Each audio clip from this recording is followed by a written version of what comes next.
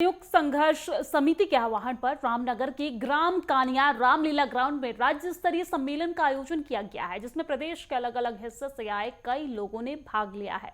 Corbett park से सटे कई ग्रामीण इलाकों में लगातार बाघ हमलों को लेकर आक्रोश जताया गया है।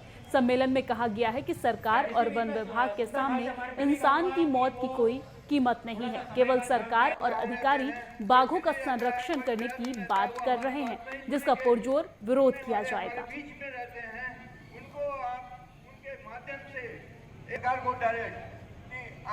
बहुत ज्यादा सर, मेरे क्षेत्र में ही अलचोना में निकिता शर्मा को मारा, मेरे ही पड़ोस में, मेरी ही भतीजी। और उससे पहले 2 महिलाएं और मारी उसी एरिया में नीचे।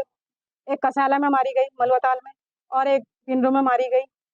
मतलब दिन ब दिन वही नुकसान, वही आदमखोर का भय। हमारा तो मतलब ये समझे कि मतलब शाम के 6 बजे के बाद सुबह जब तक सूर्य उदय नहीं होता है, तब तक हम जेल की तरह, जेल के अंदर जैसा एक कैदी रहता है, उस प्रकार से पूरे गांव वासी, पूरा इलाका ही, पूरा भीमताल, पूरा क्षेत्र पूरा ही हम कैद बन के रखते हैं। जोशी भीमताल ब्लॉक के चांपी वाले एरिया से आई हूँ, जहाँ पर बाघ का लगातार मतलब चला है, भाई चला है। लोग बहुत ज्यादा दिक्कत में है, लोग घरों से नहीं निकल पा रहे हैं। और उसके अलावा जब वन विभाग के लोग आते हैं तो वो हमारी कोई सुरक्षा करते नहीं है, खाली पता नहीं कहाँ से बाघों को लाके हम लोगों को दिखाते हैं। पता नहीं, हमें देखा नहीं हमने कहाँ से पकड़ा बाघ। और दूसरी बात, जब सरकार कहती है, जब हमारे मुख्यमंत्री कहते हैं कि हम तुम्हें राहत देते हैं, कहाँ से कहाँ गया वो राहत? कुछ नहीं। उसका अगर आप अंदर खाने जाके देखेंगे ना, बहुत सारी दिक्कतें सामने आ रही है।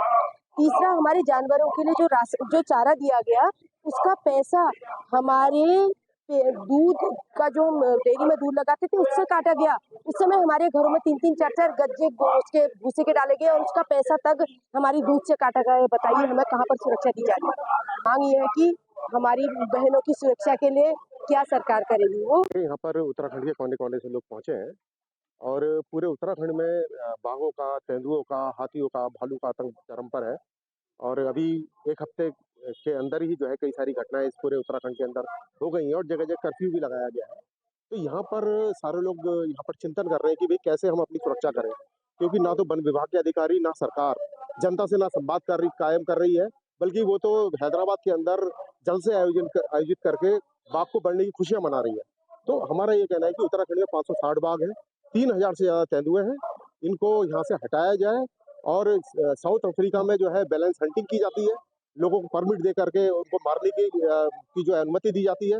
तो इस तरह की कोई योजना लेकर के आए और वन्य जीव संरक्षण अधिनियम 1973 में संशोधन करना चाहिए। और जो बाघ है, तेंदुआ है, अब ये विलुप्त प्रजाति नहीं रह गई है।